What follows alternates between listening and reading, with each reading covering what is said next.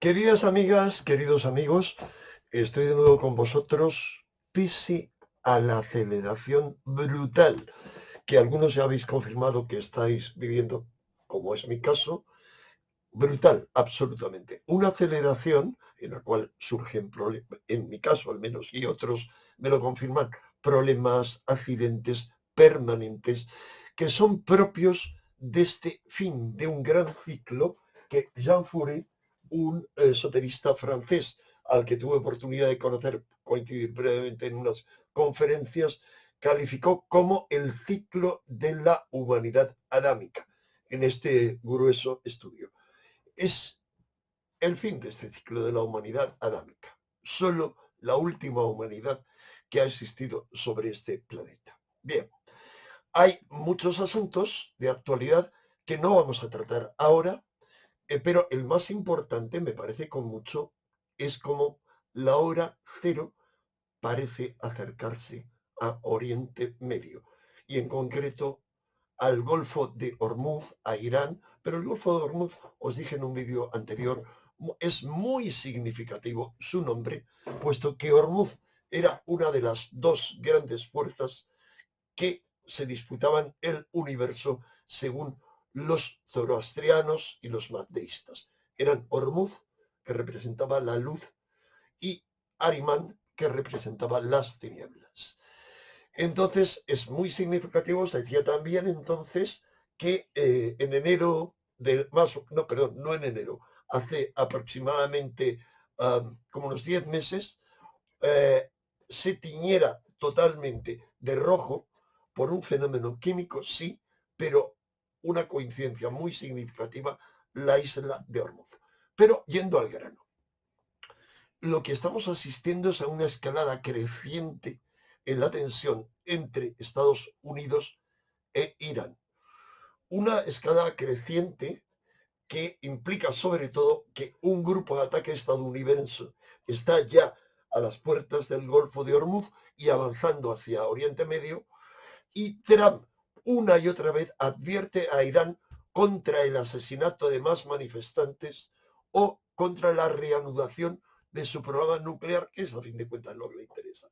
Él ya ha dejado bien claro que se dejen de historias, que lo que le interesa es el petróleo. Bien, pero eso no quiere decir nada en cuanto a la matanza tremenda que ha habido y al apagón que sigue existiendo. Le recordaba a mi amigo Daniel Pasandés, el gran experto en geopolítica que participa en Horizonte, y él tiene familiares allí, y él me decía, había un amigo, no voy a dar su nombre, que le entrevistaba aquí, un analista, no un analista, perdón, un perito judicial informático que me decía que había estado comunicándose con hackers iraníes y que eso significa que no había apagón de Internet. Pero claro, cuando Daniel Basandés y otro amigo iraní me han confirmado que era imposible comunicarse con sus familiares, ha reconocido que esos hackers con toda seguridad trabajaban para el gobierno, para mentir al mundo y decir que lo que está ocurriendo allí no ocurre. Bien, la cuestión es que Irán va a tratar cualquier ataque como una guerra total contra Irán. Ha declarado este viernes pasado, o sea, este viernes pasado ya, este fin de semana, ha declarado antes de que llegue ese grupo de ataques en un portaaviones militar, el portaaviones Abraham Lincoln, y ya uno de los escenarios que se ha contemplado es que un ejército de más de 1.000 drones iraníes que han demostrado su eficacia, entre otros escenarios, combatiendo al lado de Rusia en Ucrania, puede causar un destrozo enorme, no solo en el portaaviones, sino en los misiles y sobre todo si hay algún avión que despega, porque los drones no tienen instinto de supervivencia. Da lo mismo que cientos de ellos sean destruidos, pero destruirán a cualquier avión.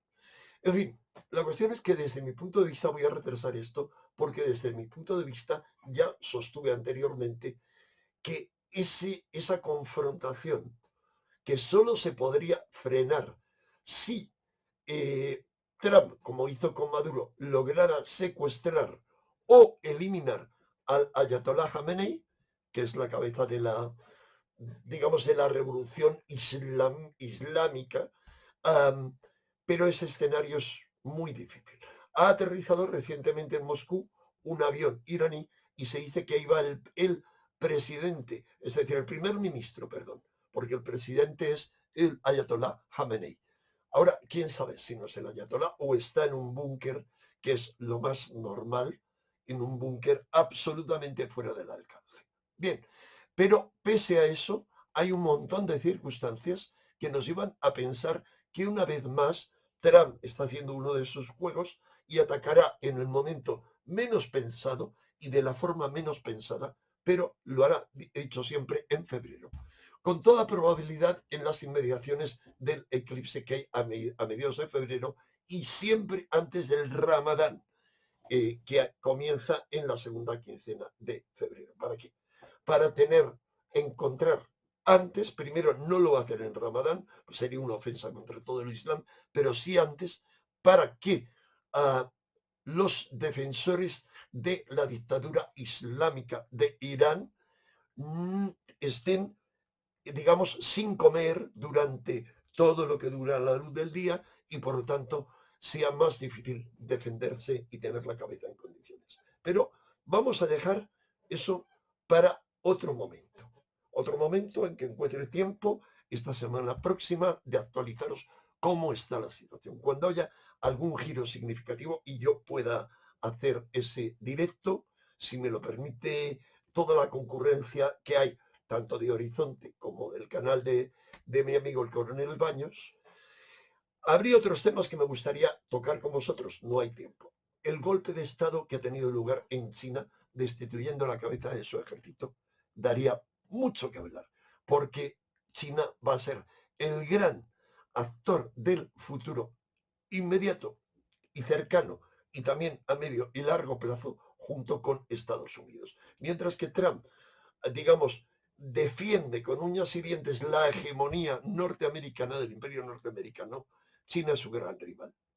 Hay que pensar, hay que volver al tema de los manifestantes de Minnesota y hay que decir que en Estados Unidos no está en llamas, está Minnesota concretamente. Y ahí lo último que ha ocurrido es que manifestantes violentos anti-ICE, el ICE que significa hielo, pero que es, digamos, el grupo de inteligencia anti-inmigración, han invadido un hotel de Minnesota porque creían que albergaba agentes federales. Ese escenario no tiene mayor importancia, es incomparable con la revuelta de Irán en absoluto. Pero sí es más preocupante no solo la lucha de Trump por Groenlandia, sino otra serie de pasos que parecen significar el fin de la OTAN y que la OTAN sea sustituida por otro medio, al igual que Trump ha acabado con la OMS, Organización Mundial de la Salud, y con la ONU, está acabando. Y también es interesante seguir todo lo que va a tener lugar en Venezuela. Se plantean analistas si va a convertir la CIA a Venezuela en una Ucrania 2.0. Es decir, al igual que los globalistas, con ayuda de la Unión Europea, convirtieron en un campo de batalla Ucrania mediante el golpe de Estado del Maidán, etcétera, provocando a Putin. Bueno, eso algo parecido podría ocurrir allí. Pero hoy vamos a centrarnos en un tema muy distinto, como os anunciaba, que es Egipto, el gran misterio inabarcable, inacabable de la Gran Pirámide. Y vamos a hacerlo hablando de un estudio, primero, publicado hace 10 días por un ingeniero italiano que sostiene que la Gran Pirámide puede tener más de 20.000 años, siguiendo su utilización de un controvertido método de la erosión relativa que os voy a resumir ahora. Ahora bien, después de ese análisis mío, con ayuda de mis amigos Moisés Garrido y Claudia Madrid Moctezuma, vamos a dar a continuación un interesante estudio hecho in situ hace 30 años ya por Manuel Delgado, más de 30 años. Eso lo grabamos allí en Giza hace Pues 32 años exactamente. En Giza, cuando todavía se podía acceder a la o entrada original a la Gran Pirámide, hace ya mucho que es imposible, y Manuel Delgado pudo grabar cosas que ahora es imposible. Y yo tuve la gran oportunidad con Manuel Delgado de, gracias a un permiso especial que él tenía, estoy hablando año 93, 94, de poder llegar a sitios donde no han llegado la mayoría de los egiptólogos, poder estar a solas con él dentro de la Gran Pirámide. Bueno, fue una experiencia absolutamente única. Ese documental, en el que yo hago una introducción allí en la meseta de Giza y luego a continuación Manuel describe todo un montón de enigmas, cuestiona su remota antigüedad, los misterios de su construcción, la segura utilización del ablandamiento de piedras, digamos, convirtiéndolas en algo parecido al cemento, y luego así se explicaría mejor su utilización. Bien, es algo que os invito a seguir ya en la segunda parte de este vídeo. Pero vamos ahora, cuidado, también os digo lo siguiente. Tenemos pendiente un par de entrevistas con Javier Vega, autor de este libro fascinante, original, La geometría oculta de Giza, un diseño milenario que él ha descubierto su geometría oculta. Pero también hablaremos antes con él de la existencia de una segunda esfinge, que él sostiene que existe y también yo. En fin, vamos sin más al grano a comentaros ese estudio de un italiano. Lo tengo por aquí, pero no voy a fijarme en él. Está en inglés. Os pondré un lugar de acceso para quien lea inglés en la descripción de este vídeo abajo. Se llama Estudio Preliminar, a ver, os digo, informe preliminar sobre la datación absoluta de la pirámide atribuida a Keops utilizando el método de erosión relativa. En ese artículo publicado hace 10 días, el ingeniero Alberto Donini presenta ese método innovador que él mismo desarrolló para determinar la fecha de construcción de estructuras antiguas. Él ha aplicado aquí ese método a la pirámide, a la gran pirámide de Keops, y se pregunta si es posible que la datación arqueológica actual de este y otros monumentos del Antiguo Egipto sea incorrecta. Y también si es posible que las fechas alternativas propuestas por varios investigadores, entre otros en este vídeo que vamos a meter a continuación de mi intervención, si es posible que sean incorrectas esas fechas alternativas. Para abordar estas preguntas, este ingeniero analiza la pirámide de Keops desde una perspectiva poco convencional para determinar el periodo más probable de su construcción. Su método, el método de erosión relativa, se basa en la proporción existente entre dos tipos de erosión que afectan al mismo tiempo al mismo tipo de roca en la misma ubicación, ahí en Giza. Una, la erosión con fecha conocida, y otra con fecha por determinar, que es la que nos interesa. Esta proporción la utiliza para calcular la antigüedad de diferentes bloques de piedra bajo examen. Pero no os lo voy a sintetizar yo, sino que ha hecho una buena síntesis Antonio García en un artículo. En ese estudio, el ingeniero Alberto Donini, creador de ese método de erosión relativa, parte de una premisa simple. La piedra, toda piedra, se erosiona con el tiempo. A mayor tiempo de exposición a la lluvia, aunque ahora haya menos lluvia allí en Giza, ya está determinado claramente que en el pasado, hace muy anterior a Keops, ¿Qué ha ocurrido? Que los cambios de temperatura y otros agentes, además de la lluvia, será mayor el desgaste de la roca. El ingeniero Donini ha aplicado esta idea a las pirámides de Giza y específicamente a la Gran Pirámide. Su punto de partida es un hecho histórico documentado. Perdonad porque voy a tomar algo a ver si me aclaró la garganta. Los bloques de piedra caliza, blanca y pulida, que recubrían originalmente las pirámides, fueron arrancados y reutilizados como material para la construcción en el Cairo tras un terremoto que tuvo lugar por los musulmanes cuando conquistaron Egipto, tras ese gran terremoto del año 1303 de nuestra era y durante el siglo siguiente. Por lo tanto, como promedio, los bloques de revestimiento de las pirámides de la meseta de Giza fueron retirados hace unos 675 años, dice en su informe. Esto crea un reloj natural perfecto para poder llevar a cabo mediciones.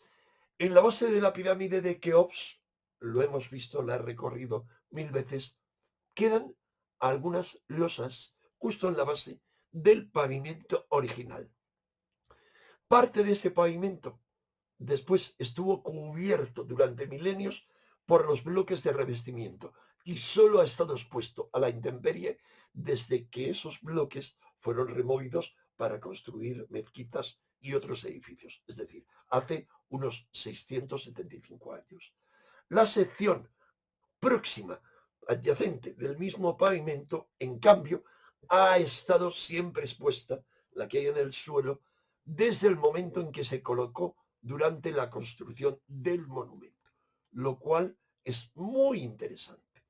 Ese método de este ingeniero consiste básicamente en comparar el desgaste que han sufrido en el mismo lugar por estas dos secciones de la misma roca, la que ha sobrevivido y la que estaba debajo de la que fue arrancada.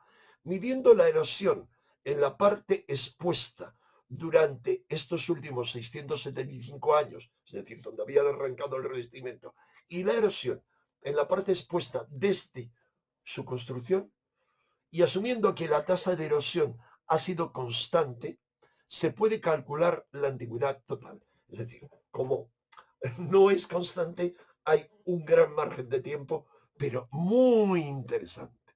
Un margen que siempre da como resultado una fecha anterior al faraón Keops, al que muchos estamos convencidos de que no construyó la Gran Pirámide, solo la reutilizó para construir su tumba.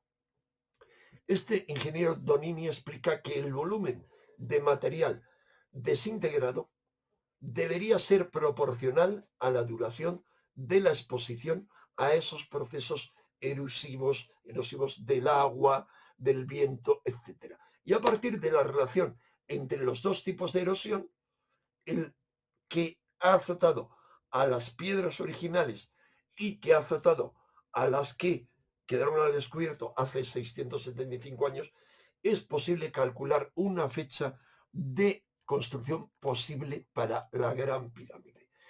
Ese estudio distingue entre dos tipos principales de erosión que han sido observados por todos los geólogos en la piedra caliza de Giza. Primero, la erosión por picado. Encontramos en la superficie de la roca, y Manuel Delgado muestra algunos pequeños hoyos o cavidades causados principalmente por acción química, por ejemplo, sales o lluvia ácida o física, ciclos de hielo y deshielo, raíces de planta, y el informe incluye imágenes que muestran estas estructuras agujereadas. Si abrís el informe, en el link de abajo lo podréis ver.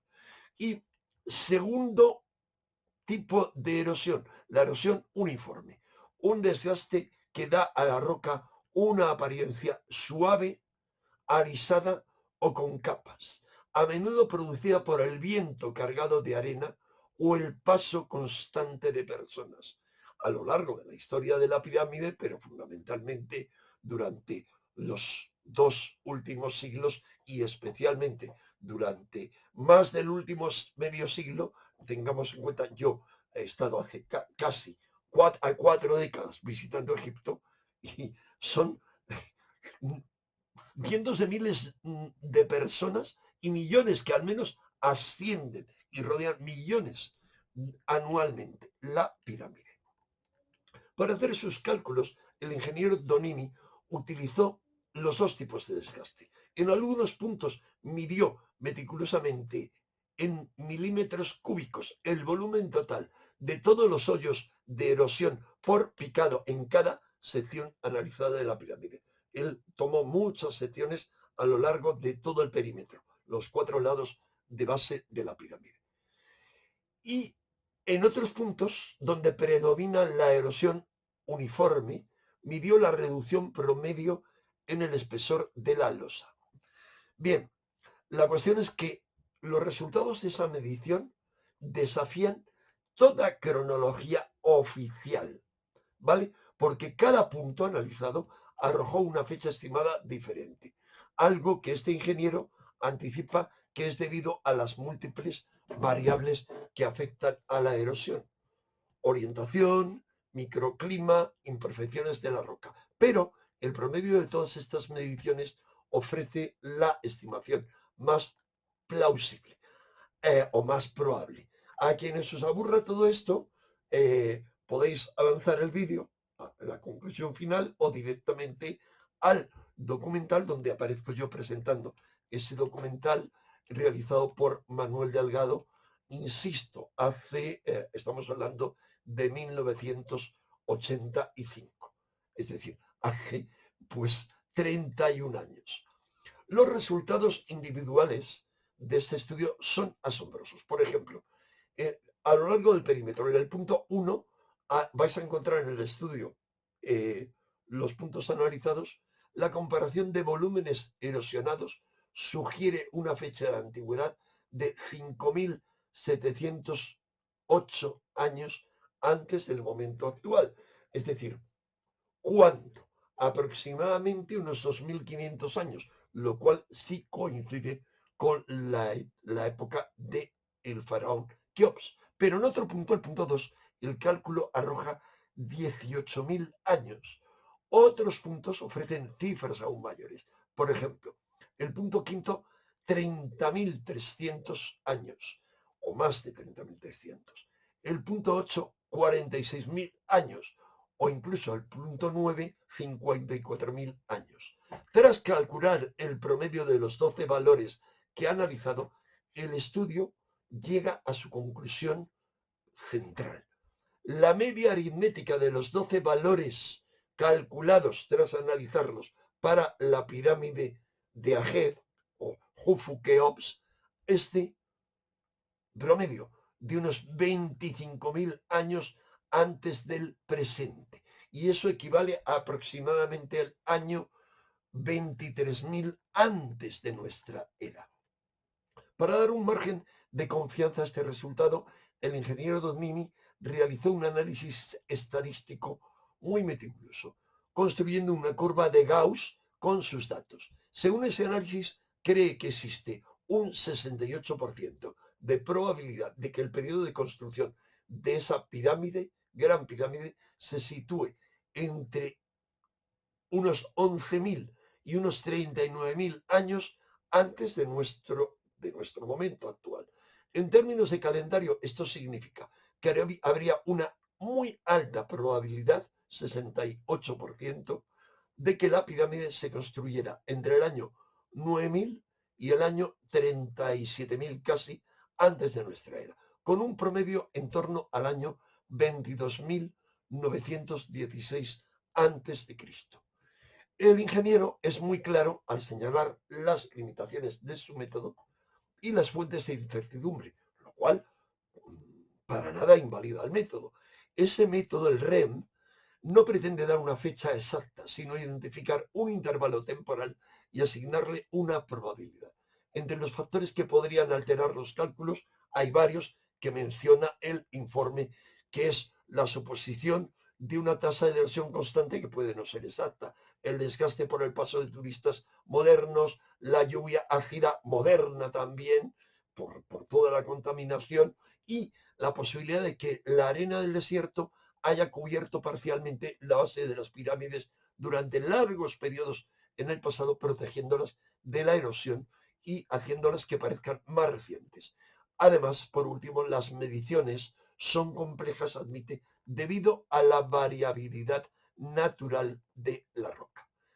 Debido a la presencia de todos esos factores imponderables, ese método del ingeniero Donini consideró que los resultados calculados son indicativos solo del orden de magnitud del periodo de construcción y no de una fecha precisa. Pero como vais a ver por este estudio de Manuel José Delgado, él y otros muchísimos que han estudiado la pirámide cuestionan de forma radical que la pirámide originalmente hubiera sido construida por Keops. Y nada más, os dejo con este estudio fascinante en el cual Manuel José Delgado, como os decía, analiza muchas cosas, sobre todo centrándose en torno a esa antigüedad remota, mediante también un estudio con carbono 14 de un elemento orgánico que él encontró en la Gran Pirámide y un trozo de madera, y que dio a analizar aquí un laboratorio español. Él también analiza los misterios de su construcción y en general los misterios de los constructores que se especula que pertenecían al Egipto faraónico, pero que podían ser anteriores, y otras muchas más cosas. Nada más, que lo disfrutéis, muchas gracias y hasta pronto.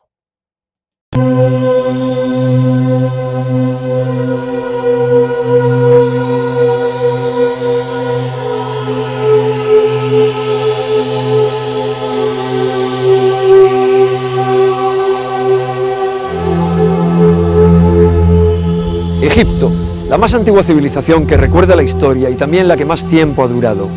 Algunos pensamos que mucho más de lo que los historiadores admiten.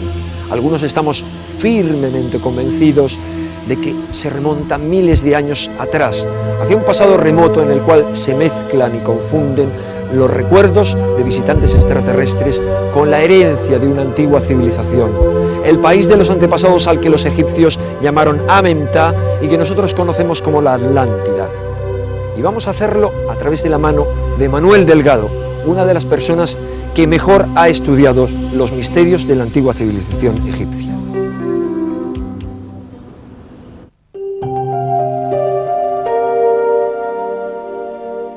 Hubo un tiempo en que la piedra adquirió grandeza para gloria de sus artesanos, pero no siempre fue así. Lejos de venerar a los maestros, se desmereció su obra. Había que destruir lo que por profano y hereje era inadmisible. Esta es la moderna ciudad de Alejandría. De su ilustre pasado nada queda. Su biblioteca fue pasto de las llamas que devoraron quién sabe cuántos escritos primordiales. En la meseta de Giza, cerca de El Cairo, el fuego se convirtió en martillo y cincel con la misma diabólica intención. Cuentan las crónicas el enorme estruendo de los bloques desprendiéndose desde las alturas. Quedó escrito que al atardecer de la Gran Pirámide salían a miles los murciélagos batiendo el aire con su aleteo ensordecedor. Hoy, el único murmullo perceptible es el del viento que corta las aristas con ecos del pasado. No existen ya las manos profanas que convirtieron el monumento en cantera artificial y pese a todo, su silueta sigue recortándose en el horizonte, mostrando al ser humano lo pequeño que es. Tampoco quedan alimañas. La noche, serena, envuelve con su silencio la magia del lugar, el centro de peregrinación más antiguo del mundo, el de mayores y más perfectas proporciones y en donde aún pueden hallarse minúsculas claves, sutiles indicios capaces de desvelar el enigma del origen de Egipto.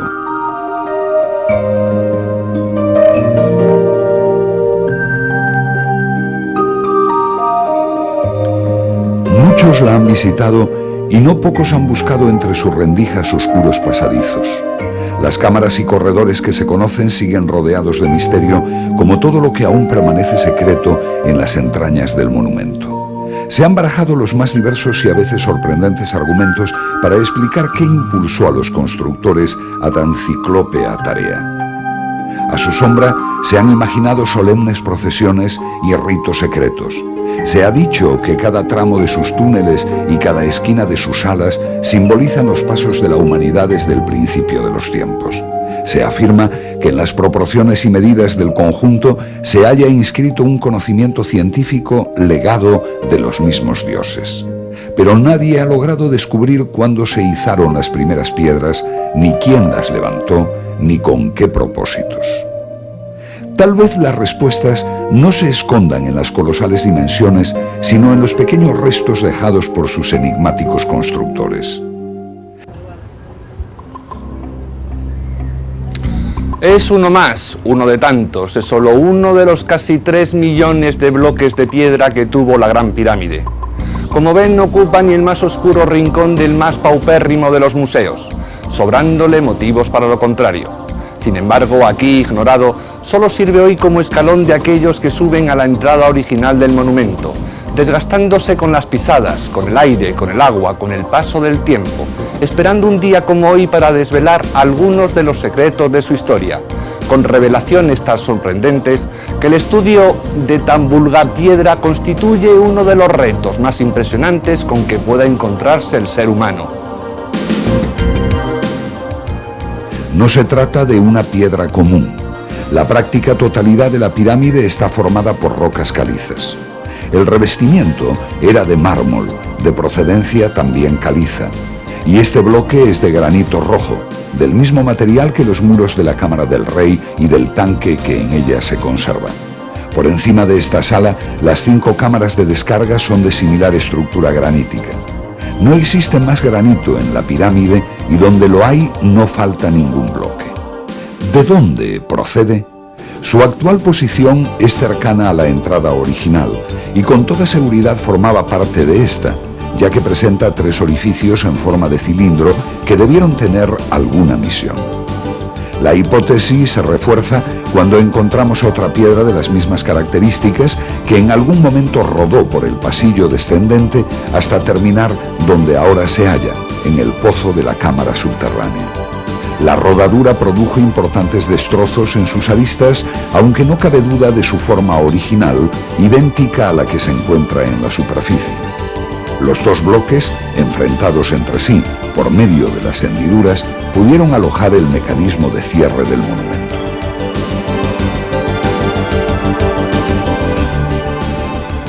La entrada a la Gran Pirámide era conocida en el pasado.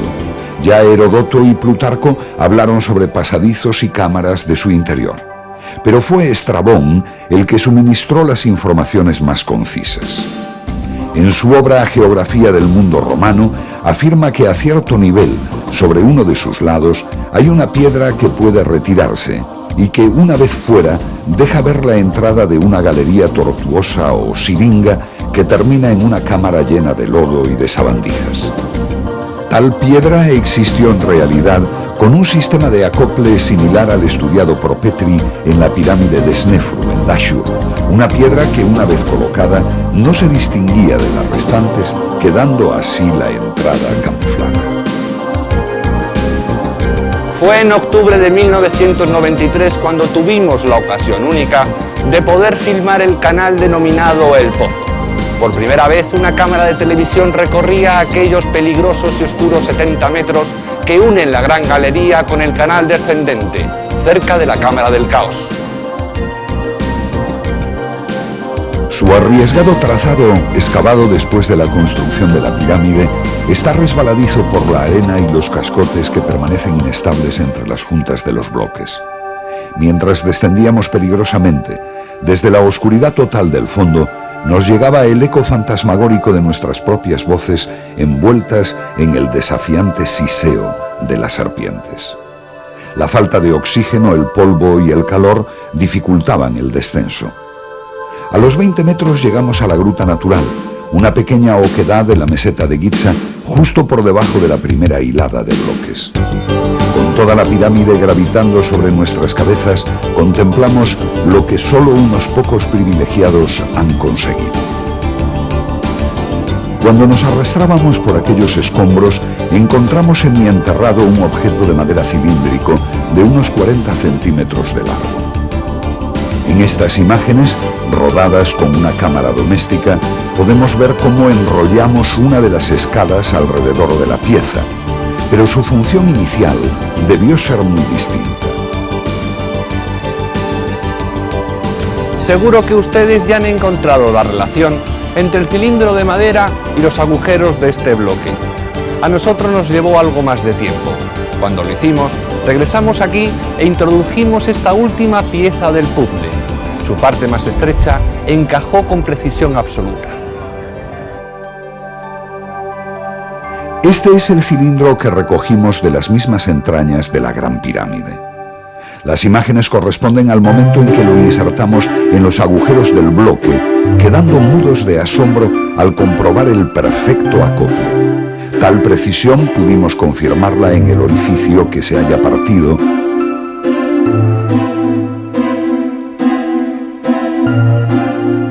No era posible la existencia de tal cúmulo de casualidades.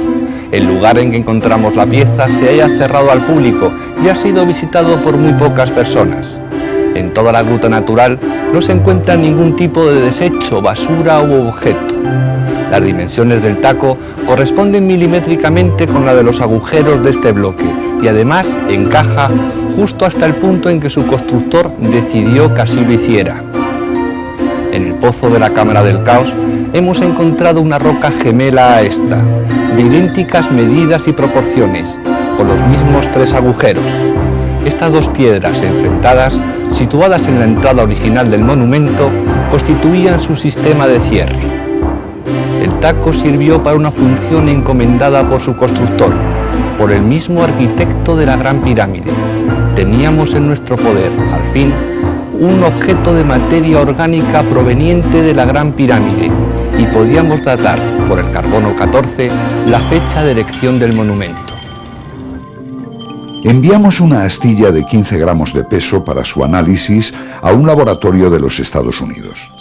El dictamen de los especialistas por medio del carbono 14 fue realmente desconcertante.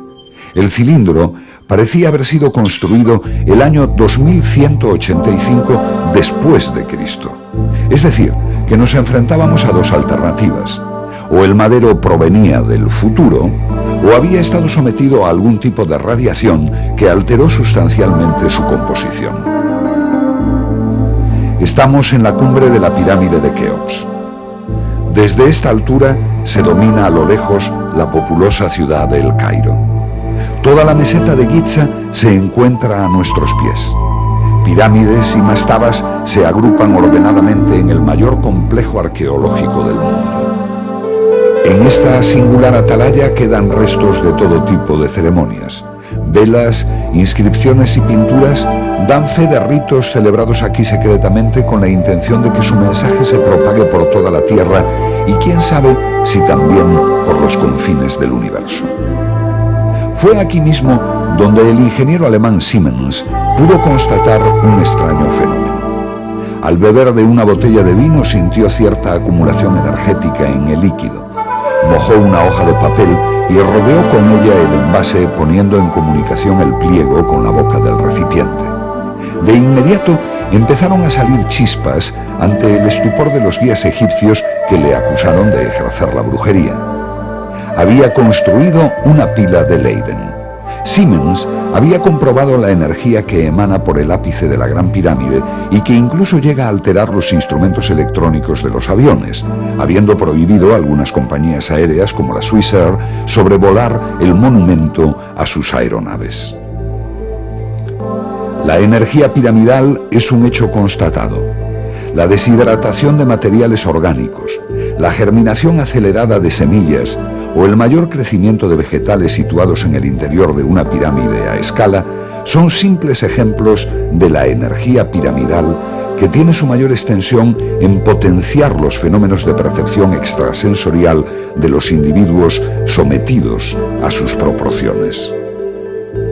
No es raro por ello que materiales expuestos durante largos periodos de tiempo a este tipo de radiaciones sufran alteraciones en su radioactividad y por tanto que nuestro flamante cilindro de madera haya equivocado las pruebas de antigüedad. Desgraciadamente parece que estamos como al principio y la datación de la Gran Pirámide sigue siendo un reto.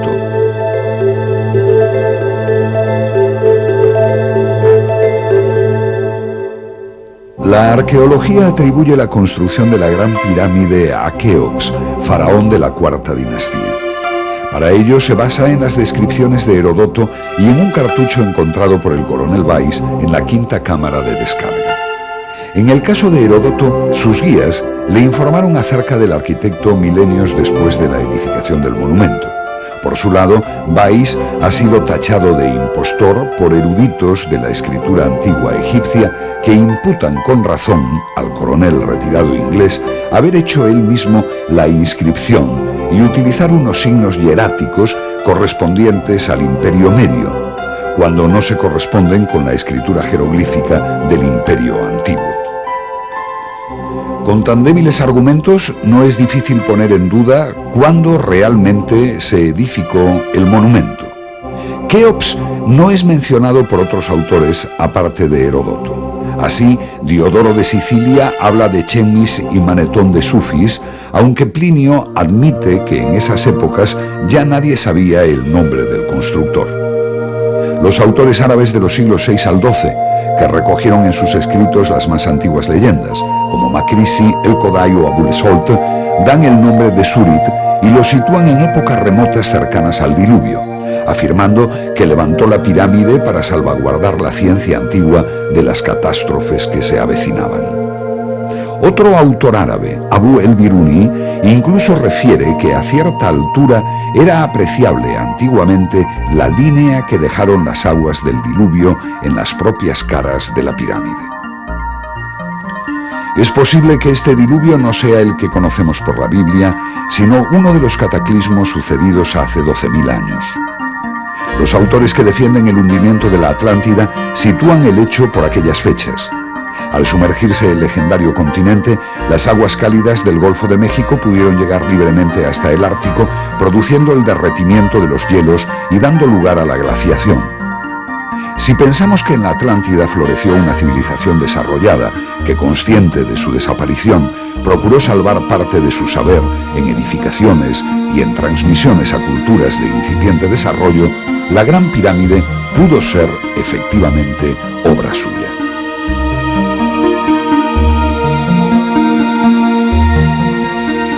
La cultura egipcia padecía de claustrofobia. Ninguna tumba posee 1 centímetro cuadrado no dibujado o esculpido. Escenas del libro de los muertos o de la vida cotidiana se suceden inexorablemente por sus paredes. Esta es, en Giza, la tumba de la reina Merisán, esposa de Kefren, hipotético constructor de la segunda pirámide. La profusión de pinturas y jeroglíficos proporcionan vida eterna a esta mujer que vivió hace 5.000 años. En el sepulcro se adivinan sentimientos, vivencias y tradiciones de su tiempo. Todo ello contrasta con el absoluto vacío de la llamada tumba de su esposo. En ninguna pirámide de la Cuarta Dinastía se han encontrado jamás restos de escritura, pinturas o esculturas. Esta es la pirámide de Unas, faraón de la Quinta Dinastía. Sus paredes y techos están repletos de jeroglíficos que detallan su cultura. En las pirámides de Giza, nada. La piedra lisa, callada, muda. Entre las dos pirámides, algo más de 200 años. Entre ambas pirámides, algo más que simples seres humanos. Historias que se remontan al más oscuro pasado del comienzo de nuestra civilización. Pero el compendio de qué sabiduría. La ciencia actual atribuye a aquellas gentes milenarias unos conocimientos incipientes propios del Paleolítico. Sin embargo, sus logros no han sido superados por la tecnología de nuestra propia era espacial. Un mito que podría considerarse de ciencia ficción si no fuera por los rastros que nos ha dejado. En el año 1992, conseguíamos retirar la tierra depositada alrededor de la roca y en los agujeros de la misma. No éramos, sin embargo, los primeros en poder estudiar la magnífica ejecución de la pieza, ni los primeros en asombrarnos de la increíble tecnología aplicada. Durante el siglo pasado, Sir William Matthews Flinders Petrie efectuó los estudios meteorológicos más importantes realizados jamás en la Gran Pirámide. Desconcertado por el descubrimiento de estas y otras perforaciones, decidió llevarse una muestra a Inglaterra y ponerla en manos de Sir Benjamin Baker. El eminente físico sometió la pieza a un examen riguroso, a unos análisis específicos, y los resultados fueron categóricos. O bien se había sometido la broca a una fuerza de 2000 kilogramos por centímetro cuadrado, o por el contrario se había empleado un taladro, cuya dureza era, ni más ni menos, que de 500. No era conocido en Egipto el diamante. No se han encontrado restos de este mineral en ninguna excavación. Y aunque supongamos que los egipcios de la cuarta dinastía lo poseyeran, nunca podrían haberlo sometido a una presión superior a los 50 kilos por centímetro cuadrado, ya que se fundiría por la enorme temperatura. En las canteras actuales, que usan los más sofisticados medios para el corte del granito, emplean la viria, un diamante sintético que soporta altas temperaturas de fricción. Pese a todo, su penetración en el granito es de 0,5 de milímetro por vuelta, tardando 6 horas en cortar 1 metro. En el bloque de granito se puede apreciar que la broca que utilizaron avanzó 2,5 milímetros por vuelta, 50 veces más que lo conseguido por nuestra moderna tecnología. Es un trabajo imposible. Tal evidencia arqueológica y el estudio realizado por los especialistas nos sitúan en la pista de una investigación espectacular. Debemos encontrar un material de dureza 500 cuando en la Tierra o en el sistema solar la materia más dura, el diamante, solo ofrece dureza 10. Nuestra industria ha obtenido la viria, el carburo de tungsteno, con una dureza de grado 11. Pensar en algo de dureza 500 parece de ciencia ficción, aunque tuvo que existir por los restos que ha dejado. Y por increíble que parezca, quizá no encontremos el material, aunque sí su procedencia. Todos los faraones de las primeras dinastías eran de piel negra. Tanto su raza como parte de su cultura provino del continente africano. Allí, actualmente, en la meseta de Bandiagara y en los montes Jumbori, en Mali, vive el pueblo de los Dogones. Su tradición se remonta a miles de años. Sus creencias poco han cambiado con el transcurrir del tiempo y han puesto de manifiesto uno de los mayores problemas astronómicos y antropológicos. Durante el siglo pasado y en los comienzos de este, los nativos contaron a los estudiosos de su cultura su ancestral mitología. Según los Dogones, hace miles de años que llegaron unos seres mitad hombres, mitad peces, que fueron llamados los instructores. Aterrizaron en un arca roja como el fuego que después se volvió blanca. El suceso fue tan importante para los primitivos pobladores de Mali que se mantuvo firme en la memoria colectiva y fue transmitido generación tras generación, formando incluso parte de sus danzas y cultos. Esta visita de seres interestelares es común en casi todas las antiguas culturas. El hecho diferenciador es la información difundida. Ya es un misterio cómo los Dogones conocen el cinturón de asteroides de Saturno o los 4 satélites interiores de Júpiter. Pero lo que resulta abrumador, y es precisamente lo que interesa en nuestra investigación, es que dicen provenir de Sirio, un sistema binario constituido por 2 estrellas en la constelación Can Mayor, situadas a casi 9 años luz de distancia. La más grande, Sirio A, recibe el nombre de Digitaria, mientras que la pequeña, Sirio B, se conoce como Potolo.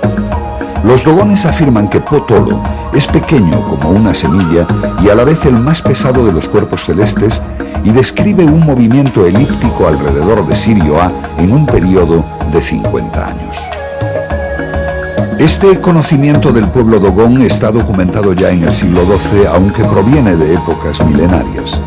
Fue el astrónomo Bessel quien en 1834 dedujo la existencia de Sirio B, y solo en 1862 el norteamericano Clark pudo verlo con su telescopio. Ya en pleno siglo XX la astronomía pudo cuantificar el tiempo de rotación de Sirio B, cuyo resultado fue de 50,04 años. Asimismo, recientemente se ha sabido que Sirio B es una estrella enana de aplastante poder gravitacional. Pero hay más. Los dogones han manifestado que Potolo, Sirio B, está formado por un metal denominado sagada, más brillante que el hierro, de un peso superior a todo el cereal y todo el hierro del planeta. Los estudios de la ciencia moderna dictaminan que su masa es similar a la del Sol, siendo su radio como el de la Tierra. Su densidad media se estima en 1 tonelada por centímetro cúbico.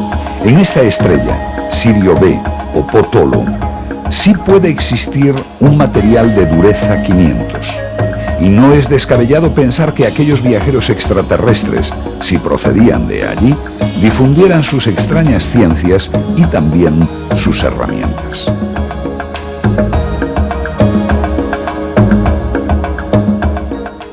La teoría extraterrestre es hoy por hoy la única capaz de explicar el enorme conocimiento y la fabulosa tecnología aplicada en el antiguo Egipto.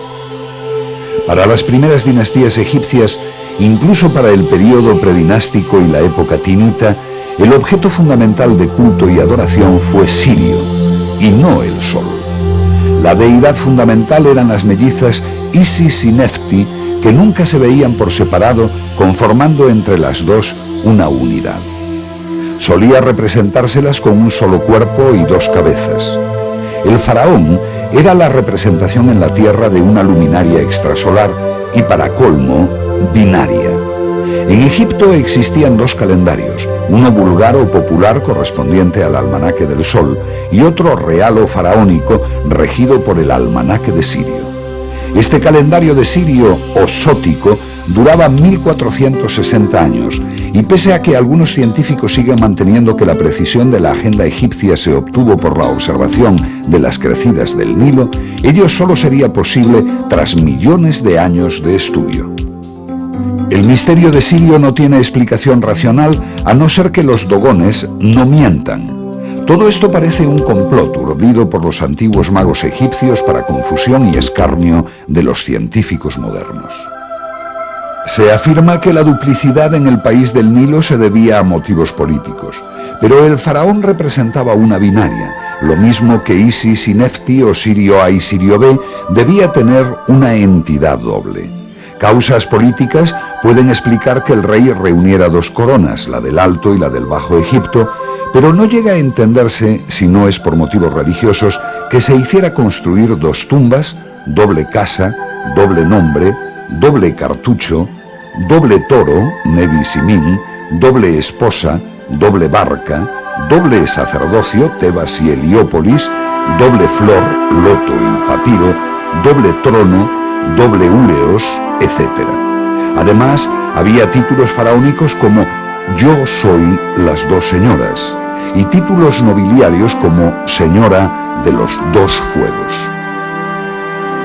Para colmo de coincidencias, en las representaciones de la diosa Isis, que se encuentran a todo lo largo del Nilo, se puede observar su coloración blanca sobre fondo rosa, siendo los colores de Nefti el rosa sobre fondo blanco, exactamente igual a las tonalidades de Sirio A y de Sirio B que actualmente se pueden apreciar con el telescopio. Sirio A y Sirio B conformaron la cultura y religión del antiguo Egipto. No solamente en la ciencia y en la cultura, sino también en el panteón religioso. Los ritos isíacos, tan oscuros y arcanos, se celebraron en la intimidad de los templos y se rememoran hoy en día en algunas sociedades secretas. Es posible que la Gran Pirámide sea un monumento dedicado a Isis y sus galerías y cámaras tuvieran un significado esotérico. ¿Quién sabe si el famoso libro de los muertos se refiere a algo más que al viaje por los mundos de ultratumba, a un trayecto por el espacio en busca de unos orígenes materiales y espirituales? Egipto es una fuente inagotable de sorpresas. Nuestro ya familiar bloque de piedra nos ha de poner todavía en una pista espectacular. Hemos visto la posibilidad de perforar el granito con una broca de dureza desconocida, pero existe otra solución más desconcertante todavía que explicaría cómo pudieron taladrar la roca con sus inocentes herramientas de cobre. Por fantástico que parezca, no fueron, como se supone, grandes canteros, sino magníficos alquimistas.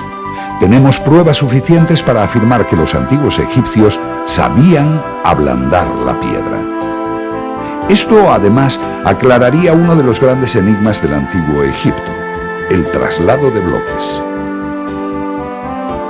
Durante los 1500 últimos años de la historia clásica de Egipto, correspondientes al Imperio Nuevo, dinastías posteriores y periodo tolemaico, sus constructores utilizaron la cantidad de 4 millones de metros cúbicos de piedra en lo que se considera la colección de monumentos más importante de la antigüedad.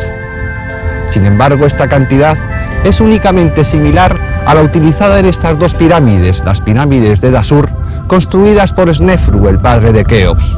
En la cuarta dinastía, en un periodo de 150 años, se utilizó un volumen de piedras 3 veces superior y en un periodo de tiempo 10 veces más corto. Es decir, que los faraones de la cuarta dinastía, los famosos Snefru, Keops, Kefren y Micerinos, sin conocer el hierro ni la rueda, transportaron en 150 años el triple de bloques de piedra que sus colegas en 1500 años. ¿Cómo pudo ser esto posible? Abd el-Latif, historiador árabe del siglo XII, contó que la Gran Pirámide empezó a demolerse en tiempos de Ala-ed-Din Yusuf. Karakush, uno de los emires de aquel príncipe, despojó al monumento de gran cantidad de bloques que sirvieron para edificar la ciudad del Cairo. Las crónicas relatan el enorme esfuerzo de zapadores, mineros y canteros para lograr en un día precipitar 1 o 2 de los bloques. Esta información realista se encuentra en oposición a la historia que nos cuentan. Pues bien, para que las cuentas no salgan, si como dicen los entendidos, Keops tardó 20 años en construir su pirámide, sus artesanos debieron cortar la cantera con hachas de cobre, trasladar la roca sin vehículos de ruedas, izarlas sin poleas, pulirlas y colocarlas milimétricamente a razón de un bloque cada 2 minutos. Ni más ni menos. La fuerza humana es la hipótesis esgrimida por los académicos en relación a las colosales construcciones de la cuarta dinastía. Otra teoría desafía a la anterior, una técnica transmitida por inspiración divina a Imhotep, sacerdote y arquitecto del faraón Djoser. Para estudiarla, vamos a viajar a la isla de Sehel, 1000 kilómetros hacia el sur, en la frontera sudanesa. De todas las islas que emergen del Nilo en las cercanías de Asuán, esta es una de las que menos atractivos turísticos ofrece. Una roca, la de Yusuf, y las inscripciones que en ella se encuentran justifican la travesía. Es la llamada Estela de Famine, descubierta por Charles Wilbur en 1899. Desde entonces se han realizado numerosas traducciones, todas ellas coincidentes, atribuyendo un significado a los jeroglíficos que ofenden a la razón. La estela consta de 2600 jeroglíficos dispuestos en 32 columnas. Entre la 18 y la 20 se describe un sueño del faraón Djoser en el que el dios Khnum da al rey una lista de materiales y productos químicos para fabricar bloques aglomerados con los que construir templos. No solo templos. En la imagen podemos ver el inconfundible jeroglífico de una pirámide, la que sería la primera de Egipto y que aún se conserva en Saqqara, a 20 kilómetros de El Cairo.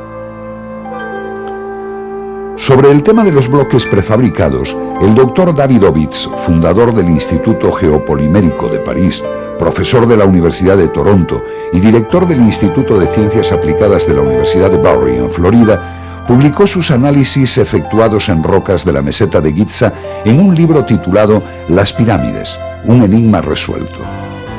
El eminente petrógrafo encontró evidencias de prefabricados en piedra en la Gran Pirámide y en su vecina pirámide de Kefren.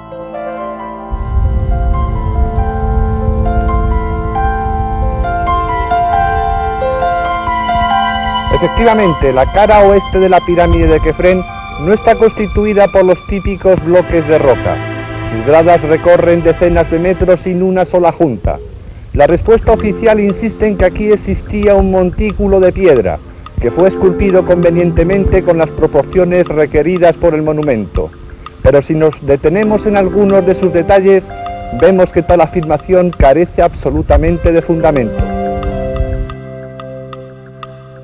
La densidad de la piedra es distinta en cada zona. En algunos lugares es lisa y compacta, en otros se desmorona.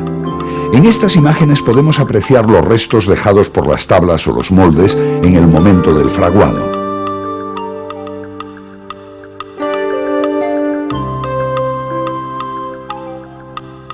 Davidovich no ha sido el único en encontrar este tipo de alteraciones. El profesor Klemm manifestó en 1979 que de las 20 muestras obtenidas de la Gran Pirámide no había 2 de la misma densidad. Nosotros mismos hemos conseguido más de 30 muestras de pequeños trozos de restos de ablandamiento con marcas inequívocas de que alguna vez alguien las manejó como si fueran de plastilina.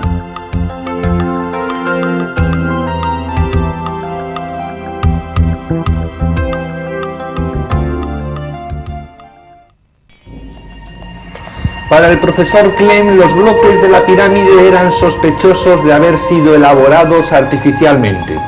Las dudas parecieron aclararse cuando el propio Davidovich pudo estudiar una piedra procedente de este pasaje, el canal ascendente, y descubrió en su interior un pelo de 21 centímetros de largo, fibras textiles, burbujas de aire e incluso uñas.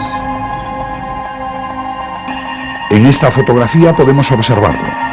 Nada más y nada menos que un cabello humano en el interior de una roca caliza de hace 50 millones de años, proveniente de la edad geológica del Eoceno, allá por el segundo periodo de la época terciaria. No son especulaciones. No se puede pasar por alto la posibilidad de que en el antiguo Egipto pudieran ablandar la piedra, porque las pruebas así lo testifican. Son análisis químicos, exámenes microscópicos, fotografías, restos que los moldes han dejado y sobre todo las piedras desnudas, abandonadas, como una broma dejada por aquellos sabios a las generaciones futuras. Este es el famoso obelisco de Asuán, 47 metros de largo y 5.000 kilos de peso dejados al abandono. Tan grande para que nadie pueda llevarlo, para que quede constancia de una técnica desconcertante. Ninguna escoriación, ningún resto de golpe, solo las huellas de algo parecido a una pala que rebanó la piedra como si fuera mantequilla. El bloque de granito de la entrada de la Gran Pirámide es algo más que piedra. Es un libro abierto que nos ha introducido en las más fantásticas hipótesis, comenzando por los orígenes más remotos. Una historia que se remonta a la propia existencia de la Atlántida, dando veracidad a todas aquellas antiguas leyendas que sitúan como fecha de erección del monumento una época de grandes catástrofes y la necesidad de salvaguardar toda aquella antigua sabiduría. Gracias al estudio de los trépanos, sabemos que la teoría extraterrestre es la única capaz de demostrar la procedencia de un material de dureza 500, única materia capaz de realizar perforaciones como esta. Esta hipótesis estaría avalada por la transmisión oral realizada generación tras generación en la etnia de los dogones, que originó el culto en el antiguo Egipto de Isis y Nefti, representaciones de Sirio A y de Sirio B. También sabemos de una técnica desconcertante, el ablandar la piedra para atacar el granito con débiles herramientas de cobre, como si de mantequilla se tratase. Este conocimiento estaría transmitido por inspiración divina, como lo atestiguan algunas estelas procedentes del antiguo Egipto. Este abandonado bloque merece toda nuestra atención, aunque sus informaciones desestabilicen la idea que tenemos de nuestro propio pasado. Quizás un día desaparezca, no importa. Egipto está salpicado de pequeños detalles como este, que indican que aquella antigua civilización que vivió en las riberas del Nilo aún no ha sido comprendida. Los sabios griegos estudiaron en esta ciudad, la legendaria Sais, cuya universidad difundió lo que quedaba de aquella sabiduría de los dioses venidos del espacio. Hoy nada queda, únicamente montículos, piedras desparramadas y basura. No hay a quién preguntar ni en dónde consultar. Parte de la historia de Egipto se perdió con sus protagonistas, aunque algunos estamos convencidos de que los primeros egipcios que recorrieron el Nilo ya se encontraron con las pirámides de Giza edificadas. Precisamente en Sais, en aquella antigua y universitaria ciudad, en el frontispicio de uno de sus templos, Plutarco, el famoso historiador griego, pudo leer una leyenda, un misterio que encierra a todos los demás. Yo soy Isis, soy lo que fue, lo que es y lo que será, y ningún humano jamás ha logrado traspasar mi velo. ¿Quién sabe?